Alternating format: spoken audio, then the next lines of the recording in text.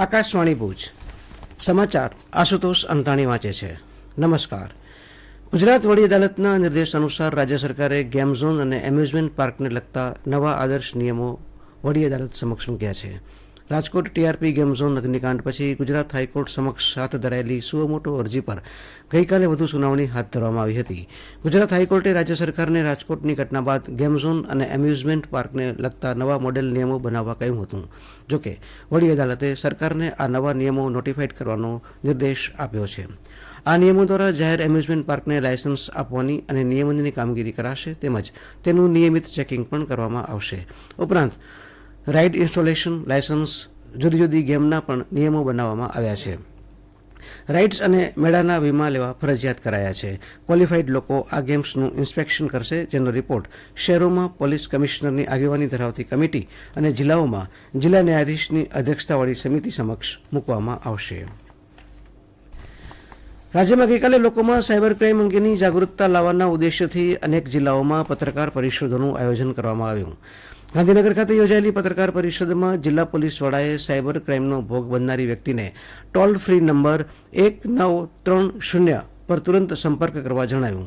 વધુમાં તેમણે મોબાઈલ પર પોતાના કોઈપણ પ્રકારના બેંક ખાતા કે અન્ય નાણાકીય વિગતો ન આપવા લોકોને અનુરોધ કર્યો હતો. ગુજરાત પોલીસે સાયબર ક્રાઇમનો ભોગ બનેલા 28,000 બેંક ખાતાઓ હવે અનફ્રીઝ કર્યા છે. ગૃહ રાજ્યમંત્રી હર્ષ સંઘવીએ જણાવ્યું હતું કે આ નિર્ણયથી છેતરપિંડીનો ભોગ બન્યા હોય તેવા ખાતાધારકોને રાહત મળી છે.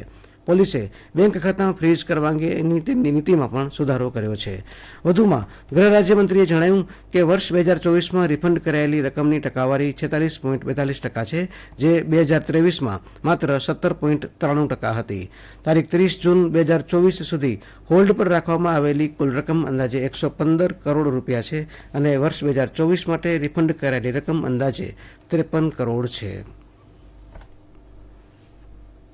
દક્ષિણ ગુજરાતમાં ખાસ કરીને સુરત, નવસારી અને વલસાડ જિલ્લાઓમાં આગામી 24 કલાકમાં ઘણા સ્થળોએ ભારેથી અતિભારે વરસાદ, જ્યારે ઉત્તર અને મધ્ય ગુજરાતમાં કેટલાક સ્થળોએ ભારે વરસાદ થવાની સંભાવના છે. સૌરાષ્ટ્રના ભાવનગર, અમરેલી તેમજ દક્ષિણ ગુજરાતના તમામ જિલ્લાઓ અને દાદરા નગર હવેલીમાં ઓરેન્જ એલર્ટ જાહેર કરવામાં આવ્યું છે. આગામી સપ્ટેમ્બર માસથી સમગ્ર દેશની સાથે કચ્છ જિલ્લામાં પણ 21મી પશુધન વસ્તી ગણતરી હાથ ધરાશે, ત્યારે પશુધન વસ્તી ગણતરી માટે કચ્છ જિલ્લાનું તંત્ર પણ સજ્જ થઈ રહ્યું છે. જિલ્લામાં 126 જેટલા ગણતરીદાર અને 28 સુપરવાઇઝરના માર્ગદર્શનમાં દર 5 વર્ષે હાથ ધરાતી આ કામગીરી પાર પડાશે.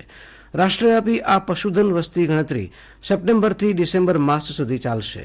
આ વખતે પ્રથમવાર મોબાઈલ એપથી હાથ ધરાનારી કામગીરીમાં રખડતા ભટકતા પશુઓને પણ ગણતરીમાં આવરી લેવાશે.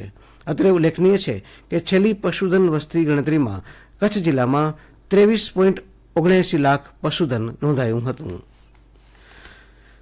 કચ્છ જિલ્લામાં ચાંદીપુરા વાયરસનો વધુ એક પોઝિટિવ કેસ નોંધાવા સાથે જિલ્લામાં આ વાયરસના કેસનો કુલ આંક 4 થયો છે. આ અંગે સત્તાવાર સૂત્રો પાસેથી પ્રાપ્ત માહિતી અનુસાર ગાંધીધામનું 8 માસનું બાળક ચાંદીપુરા વાયરસ પોઝિટિવ નોંધાયું છે, તો અંજાર તાલુકાના લાખાપર ગામની બાળકી શંકાસ્પદ લક્ષણો સાથે હોસ્પિટલમાં દાખલ થતાં તેનો રિપોર્ટ પરીક્ષણ માટે મોકલવામાં આવ્યો છે. કચ્છના સર્વાંગી વિકાસ માટે રાજ્ય સરકાર કટિબદ્ધ હોવાનું મુખ્યમંત્રી ભૂપેન્દ્ર પટેલે ગાંધીધામ ચેમ્બર ઓફ કોમર્સના પ્રતિનિધિ મંડળને આપેલી મુલાકાતમાં જણાવ્યું હતું. આ અંગે ગાંધીધામ ચેમ્બર પ્રમુખ મહેશ પુંજે માહિતી આપતા જણાવ્યું હતું કે આગામી દાયકામાં ઉદ્યોગ, પોર્ટ અને પ્રવાસન સ્થળોના વિકાસ સાથે કચ્છને સ્પર્શતા વિવિધ પ્રશ્નો તથા અન્ય મુદ્દાઓ અંગે મંડળે મુખ્યમંત્રીશ્રીને રજૂઆત કરી આવેદનપત્ર પાઠવ્યું હતું.